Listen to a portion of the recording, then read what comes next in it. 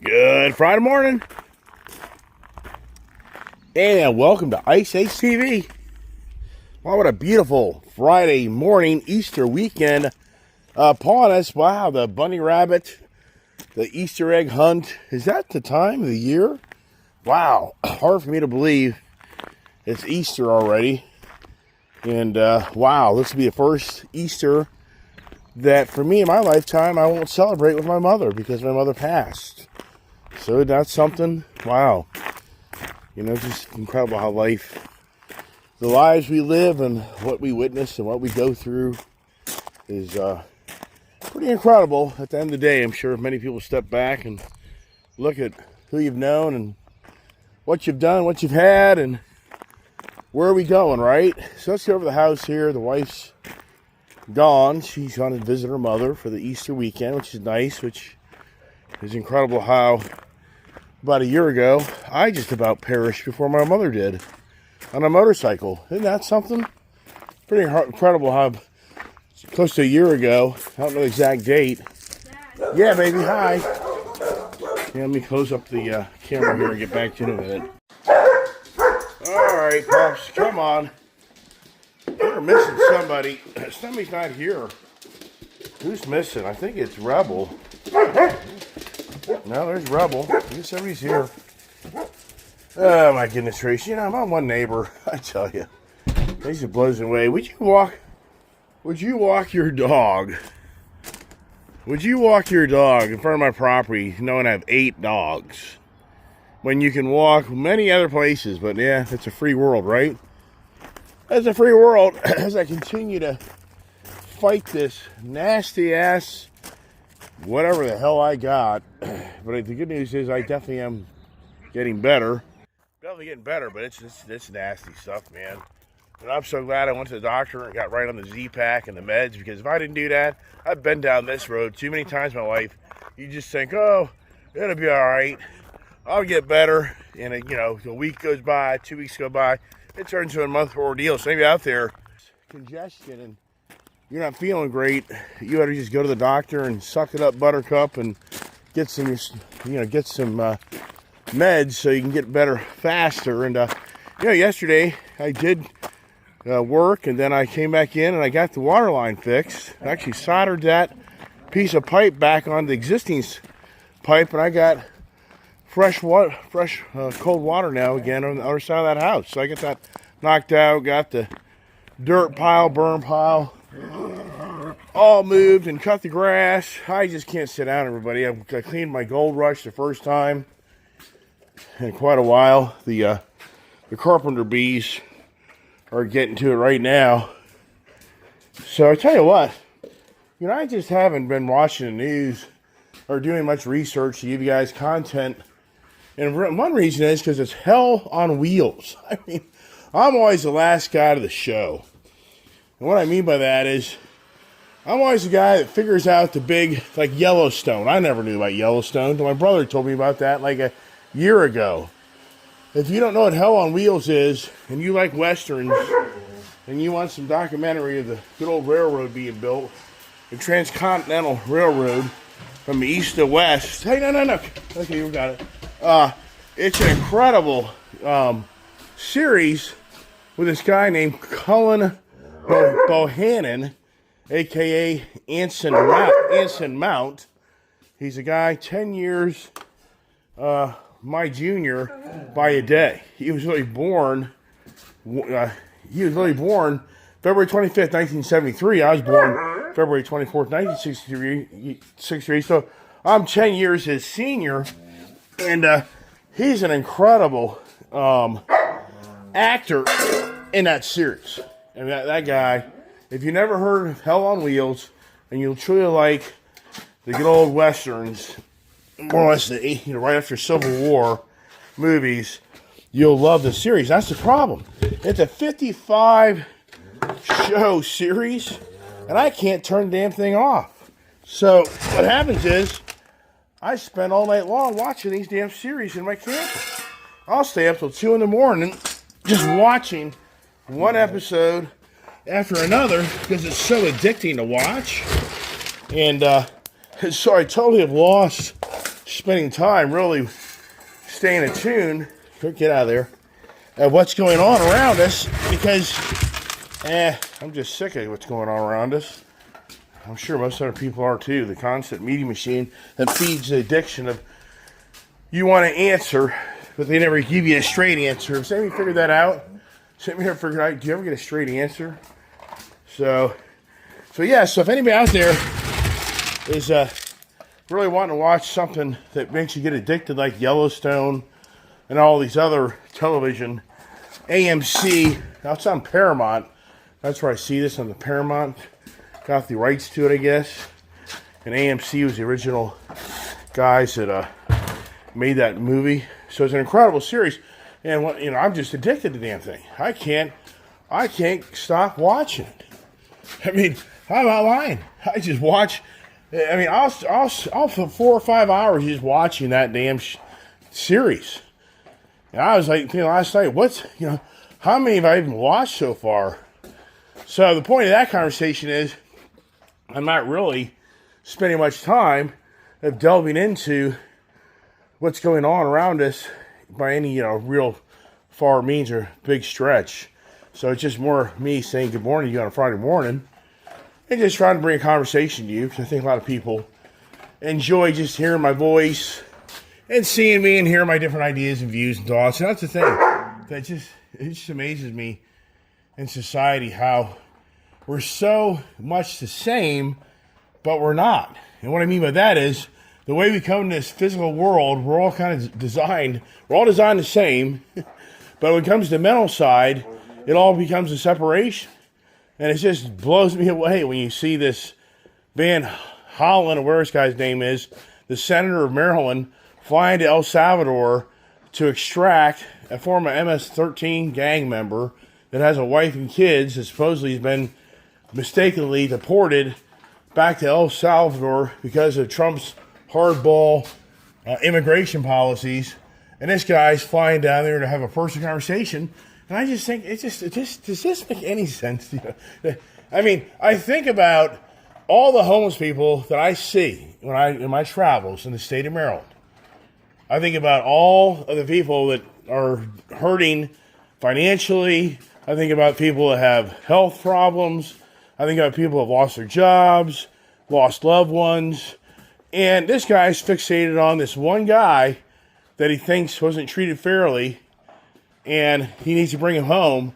But yet all his constituents in the state of Maryland, I haven't seen one photo op of this guy anywhere that I know of where he's trying to help out people that are in dire straits. They're the citizens of this country. It just makes no sense. And you'll have another person that will reach out my channel and say, you're just a mean man, Mr. Iceman, that this guy got deported back. He shouldn't have been deported. Well, the first thing is, for the one who wants to be nasty about it, he's not here legally. So the first thing is, so you support the illegal immigration. The guy's been here. I don't get it. There's people that have been here for 20, 30 years, supposedly 10 years, that get shipped back. They're all pissed off. Well, why didn't they apply for the due process? I mean, if they're sitting here, it just makes no sense to anybody. Your brain thinks. Why would you just go through due process?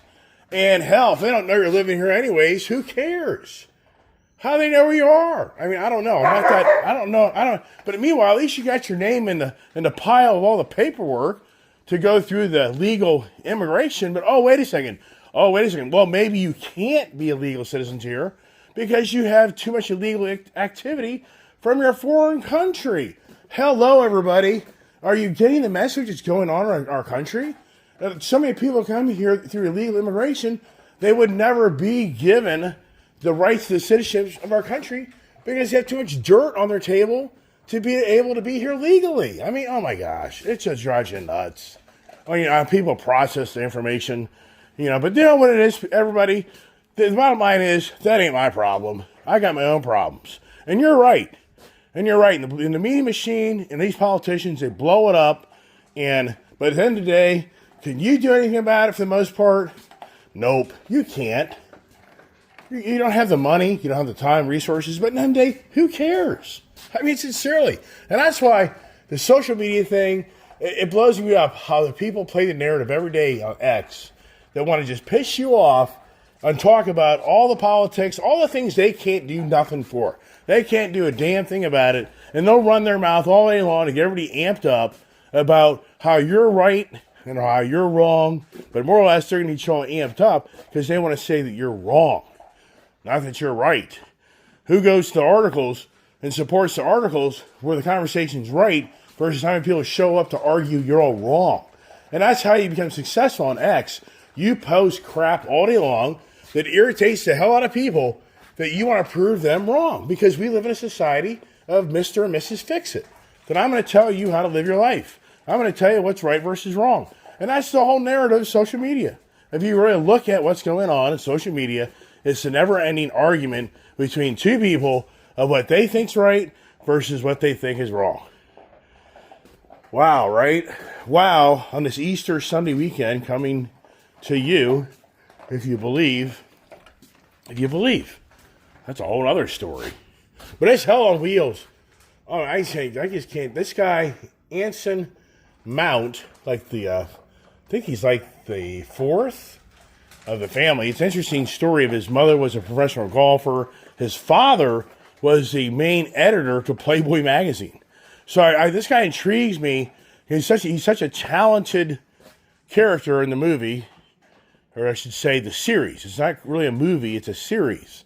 So it was shown on however you want to classify it, because it's multiple episode after episode, so it's not classified in the movie sector. Well, the point is, this guy's an incredibly talented actor. You just wonder how this guy got his talents to come across truly as an individual that had been living back in the middle 1800s and would have worked on the railroad, and you just see all the antics, all the different personalities, but all the death. It's all about the death. It's all about him losing his wife, losing his son, and then his friends and people, and killing people. It's all the blood. It's just incredible. We know it's always, in so many ways, exaggerated to make us become more enthralled to watch it and really enjoy the adventure, the action, the good guy versus the bad guy. But once again, if anybody hasn't heard of this, and it came out in 2014, and it ran until 2016, so it's incredible how just by accident, just here, maybe within the last few weeks, that I found this series, and basically, in my book, over 10 years later, but I don't watch stuff. I just don't sit down. My challenge in life is I can't sit down and just sit there and watch TV, except if I get into one of these series, which that's where I get addicted to watching this stuff. And there's some series throughout the years that I've kind of got myself caught up into, and you so much feel like, man, what if I could have been that person? And that's what it draws in, is what if you could have been this person and had that talent to be who they are? And that's what draws people to watching actors and musicians and athletes, because you want to be that person. But deep down you never will. It's so funny, the door over there is a little open. I didn't really do that right. So I'm probably have to redo that, because these little sneakers here will get out. So nope, you just stay there. Nope, stay on back. Watch your nose, little goofball. Yeah, so anyways, isn't that what kind of draws us, I think, to the personalities? Like, for me, when I was very young, I wanted to be the Arnold Schwarzenegger of the bodybuilding. I was so much into, as a younger person, got into weightlifting. I mean, really, seriously got into weightlifting. I read Arnold's book, and he was my idol. I wanted to be Arnold, never knowing that I would have to take steroids and abuse my body and all this other stuff. I never knew that. I never understood that. Nobody ever told me that. Nobody in my family was a bodybuilder or a weightlifter. So my father, my brother, my friends, they didn't know about this stuff back in the 70s. But for me, when I was a young kid back in the late 70s and through the 80s, I always wanted to have that Arnold Schwarzenegger look. I always wanted to have the big biceps, the big chest, the big calves, because I worked out. And it just blew me away on how, for all my hard work that I put into weightlifting, and I never could figure out why I never, ever got big. I became stronger, but I never got big and blown up. And I never understood that. I mean, I was naive and I was just totally green, but in so many ways, it was to my advantage. And since I skipped around from moving through high school because we got transferred, and I didn't have the connections of personal friends that would come to me and go, hey, look, this is why. I mean, I'll never forget, there was a young man, same stature as me. We looked like brothers. And he and I started working out at the same time because I used to go to this gym, and I used to see him back in the high school days. This is back when I was in my 11th grade, my junior and senior year. And I'll never forget first meeting him, and you would have thought we were brothers. And I witnessed on how he got so much bigger and even stronger by leaps and bounds than me. Even though I was in there 4 days, 5 days a week, killing myself, where the next day I could barely walk if I did squats and calves and my chest exercises. I tried to stretch out my arms. I mean, I was in just constant soreness because, no pain, no gain. But meanwhile, this other guy, he gets huge. He goes on to win the squatting competition in the state of Virginia. But he just gets to be big. And I'm just like, and I just see all these other people around the gym that don't even work out as hard as I do and aren't even there as much as me. And they all are getting bigger than me and more defined and more looking like a bodybuilder than I do. And I'm just scratching my head. I just don't get it. I had no idea. Once again, I didn't have any personal friends or brother. Nobody that I had around me was really into the weightlifting like I was. So it wasn't until years later that I realized, hey, there's a thing called steroids. Yeah, steroids. And what do steroids do? They blow you up. They make you look like this incredible Arnold Schwarzenegger or Franco Columbu or Lou Ferrigno. Or you can go through the list of all Mr. Atlas, the list of all the different athletes, or I should say the bodybuilders throughout the years that have these incredible bulbous bodies and physiques. And once again, I didn't know. But as years have passed, some of those people I know are gone because of abusing their body. I mean, literally abusing their body with steroids where they've died from heart attacks, liver failure, whatever it may be. So it's in so many ways, and I even witnessed this in the early 90s where a good friend of mine, I've told the story before, that owned a gym, that bought the gym out where I worked, was one of the first heart recipients to have a heart transplant that climbed the stairs of the Empire State Building. And I've told the story before. The whole point is he died at a very young age because he was doing steroids. And he was doing steroids like you couldn't believe. I'll never forget meeting him. He was probably 10 years older than me, a Xerox salesman.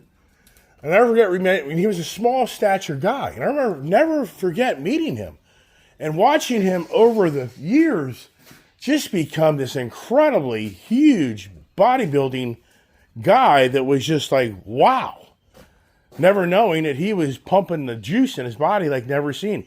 I used to witness him for lunchtime eat 2 cheesecakes. I'm not embellishing. He was probably, his stature is probably 5'4", 5'5", and he would down 2 cheesecakes.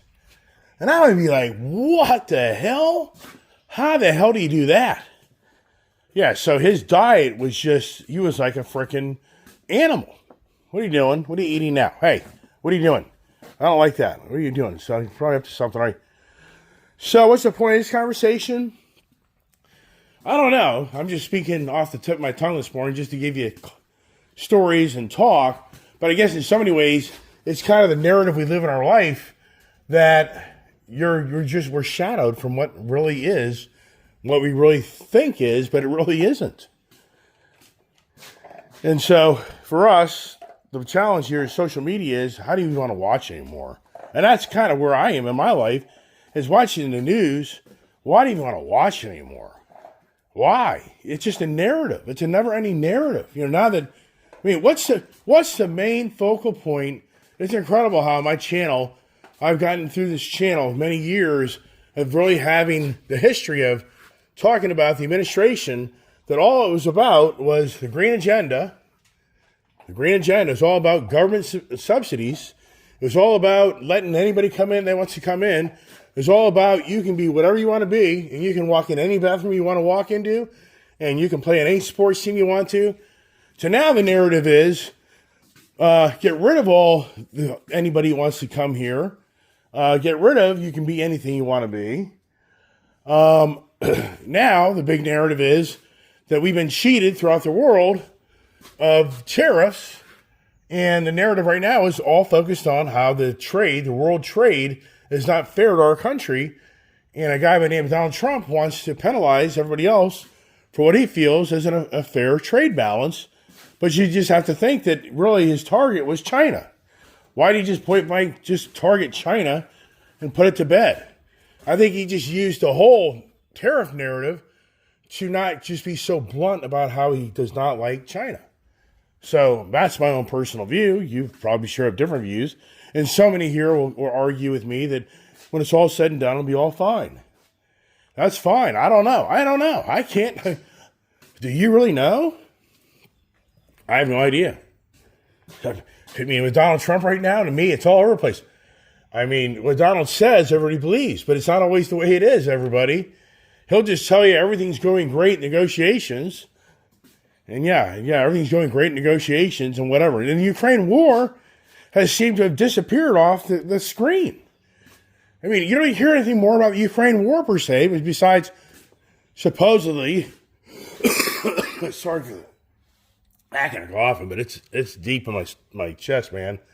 And even for me to talk like this is a challenge. That's why I haven't been doing a lot of videos, because it's embarrassing when you start talking a lot and taking big breaths. It just gets down your chest and you just start hacking and coughing like you can't believe, man. It's radical. But I definitely am getting better, thank goodness. But anyway, so apparently we're having a Ukraine minerals deal swap that is going to make it so that Ukraine starts giving us access to their minerals to pay down the monies we've given them. But once again, it's like Ukraine is totally off the radar screen. So it seems the focal point now is the tariffs.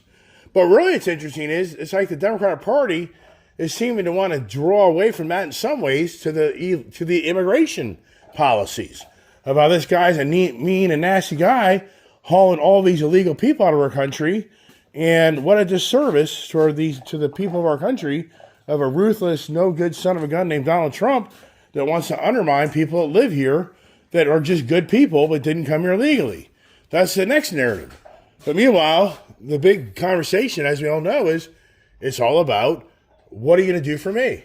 Trump's position is, what are you going to do for me? These other countries, what are you going to do for me? I don't know. Once again, it's confusing. I think most car dealerships are probably just shaking their heads. I can only imagine most car dealership owners are just shaking their head. I can only imagine most of the big guys in the automotive industry, the big three and all the big manufacturers are probably just shaking their head. It's like, what is this guy doing?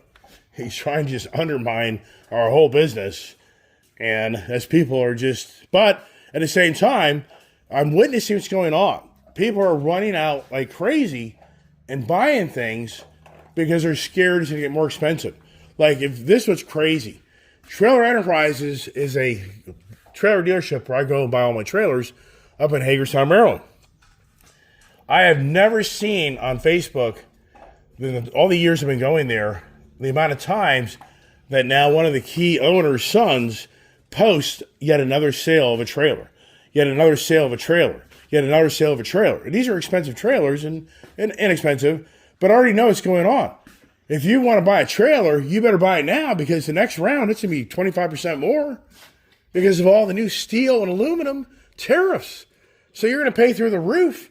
So now everybody and brothers jumping on the bandwagon going, holy crap, if I don't buy that car, that motorcycle, that trailer, whatever it may be, if it's not made, better be made before deadline time, I'm going to pay a lot more money. So it's definitely, I guarantee you, some businesses will tell you, oh man, we are kicking butt because everybody's worried about everything more expensive. So once again, well, all right, but at the end of the day, does it really play out? I don't know. And can you really afford that much more money? So that's it. I'm just going to kind of leave it at that. Hard to give content to everybody here on a regular basis. especially when you're dead in the water buying yet another car, which that's not going to happen. Got the Gold Rush all cleaned up. Barely even drive this thing. You know, and trust me, so many days I just think, why? Why? I just think, why? You know, why? It's just, why? You know, I agree. Why? Yep. Just unbelievable. But the thing is, I'm such a motorhead that for me, in my world, this is always so cool just to have such cool stuff around me. But at the same time, yeah, but for what? Right. And once again, like I said in the beginning of the conversation, is we all come to this world basically the same way, but when it comes to the way the mind works, we go our separate ways. I mean, it's just, wow, who we are as humans. All right, everybody, hope everybody's a blessed weekend. Hope you have a blessed Easter. And this is the first time for me, really, just not traveling anymore. The dogs have kind of created that hardship on me that I have to stay home and babysit these dogs. And things are changing, you know, unfortunately down there in Florida, it's all changing. My father's going to sell the house. So that whole relationship down in Florida is all changing because it was such me going to see my mother and father. They lived in a community where they had a community pool. And I was hanging out with my father in the house with them and staying there with him for a month in Julia. And that was incredible times. But that's all gone now because my father's had no choice because he can't be left alone throughout the night. It's not a good thing. So, and my sister's moving out to go live with her daughter, and she's moving away in June. And so my father has really been forced to hand. He has to let the house go and then probably move with my brother. So it all change. There's not really enough room. There isn't enough room in my brother's house to accommodate my father and me and my kid. And then, you know, so it just it won't be the same. And that's the challenge of life, I think, more than ever as you get older, is the things that you so much have enjoyed and had, family, friends, jobs, money, experiences, that all starts to change. And it's very challenging as you get older. Speaking just for myself, of, you know, the good old days are gone. And what do you make of the new days, right? That's challenging, but we'll leave it at that for today. And once again, everybody, thanks for all the reaching out and wishing me to feel better and get better. Appreciate that, and I certainly hope you don't get what I have, because it's nasty stuff going around, but I don't think it's going around by any rapid means. But hope everybody has a great day. Stay tuned for more adventures on Ice Age TV. God bless.